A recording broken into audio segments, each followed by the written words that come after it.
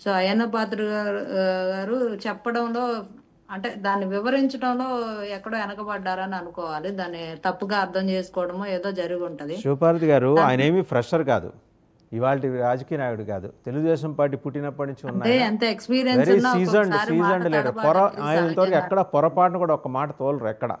అంటే ఏదో ఒక గ్రౌండ్ ప్రిపేర్ చేస్తుంది, కార్పొరేట్లకి అటవీ సంపదని కట్టబెట్టే ఒక దుర్మార్గపు ప్రయత్నం చేస్తుంది అనేది అడవి బిడ్డల ఆందోళన. 2 రోజుల పాటు ఏజెన్సీ నిర్మానుష్యంగా ఉంది. నేను సామాన్యమైన వ్యవహారం కాదు, మనం ఇక్కడ కూర్చొని మాట్లాడుతున్నాం కానీ ఒకసారి if you look at agency ఇక్కడ రెండు విషయాలు మనకి విషయాలు ఉంటాయండి. తెలుస్తాయి ఒకటి మొత్తం.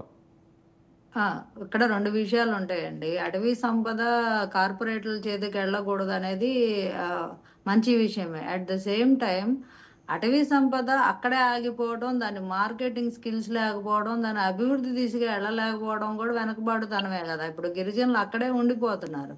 అదే అటవీ సంపద